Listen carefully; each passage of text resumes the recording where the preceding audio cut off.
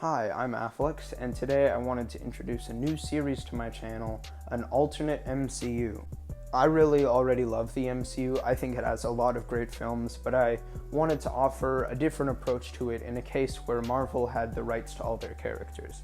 There's a lot of different videos on YouTube like this. JT Videos has a really great series about it, so I recommend going to check that out. This will take a lot of inspiration from that, the comics, and the already existing MCU. So let's get into it. The first movie is Fantastic Four. They're Marvel's first family, so I just wanted to start it off with them, because I think they're a really good groundwork for everything else I want to do. The way I want to lay this out is start by introducing the four main characters, then get into the main themes of the movie, then into the main villain, and then wrap it all up into a plot summary. First character I want to highlight is Reed Richards, aka Mr. Fantastic. He's very smart, analytical, and looks at a lot of situations like that, but he also cares about his family immensely. Unfortunately, his work and his smarts can get in the way of his family sometimes, and that can cause problems we'll see in the movie. Next up is Susan Storm, aka the Invisible Woman. In this movie, I want her to act as a motherly figure, but also the powerhouse of the group, because I really want to see all of her powers on display. Next up is Johnny Storm, or the Human Torch. The main things I want to highlight with him is that he's the primary comedic relief of the team, and he has a really big ego. The thing I use to highlight his ego is that he has a reality show, or like a docu-series following him, called Into the Eye of the Storm. It comes up later, and I'll explain that, but I just thought it'd be kind of a funny joke, and I think it's a really good title. And last, but certainly not least, is Ben Grimm, aka The Thing. What I want to do with him in this movie is just have him be the heart of the group and explore how he's already come to terms with the fact that he's the Thing now. And that gets into the main themes of the movie, which are next. The big theme of this movie goes with Mr. Fantastic, and it's that he needs to realize that his family is okay with being the Fantastic Four and having these powers, and he needs to specifically realize this with Ben. Even though it was 1 or 2 years ago, Reed is still super guilty about what the accident did to Ben and is still trying to find a cure, and that gets directly into the main villain of the movie. For a villain, I wanted to use someone we haven't seen in a movie ever before, so I went with Harvey Elder, aka Mole Man. He is a scientist who, after feeling shunned by society, went and found a passage into the underground, where he eventually became the king of a race of creatures called the Moloids. His plan, and I know this might sound kind of cheesy, is to change everyone into Moloids so he can rule over everyone and make them feel how they made him feel. The way he's doing this is by targeting specific laboratories around the world and attacking them and stealing their technology. One of those laboratories being the Baxter Building, which gets the Fantastic Four involved into the plot. So Act 1, basically in this, what I want to do is just introduce the characters and just kind of see where they are. We see Reed in his lab, Ben on Yancey Street talking to some people there, Sue managing the business or talking to Reed about something, and maybe Johnny is stopping like Paste Pot Pete from doing something. I think that could be fun.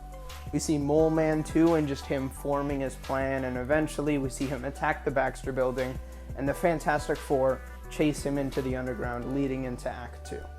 Act 2 is focused on the characters themselves as they explore through the underground, and we see the arcs they go through across the movie. I talked about Reed and how he has to realize that his family is okay with how they are, and Thing is involved in that, of course. Johnny and Sue are kind of involved in that too, but they have their own thing going on in the side too. Sue thinks that Johnny needs to get his ego in check and should cancel his show, but Johnny thinks Sue is being too controlling, and you see that as kind of a subplot going on throughout the movie. I also want to highlight the family aspect of it all, like how they interact with each other. I mean, we got to see Johnny and Ben like arguing and pestering each other, and Reed and Sue telling them to stop. And we just need to see that bond between them all, because that's the most important part about the Fantastic Four.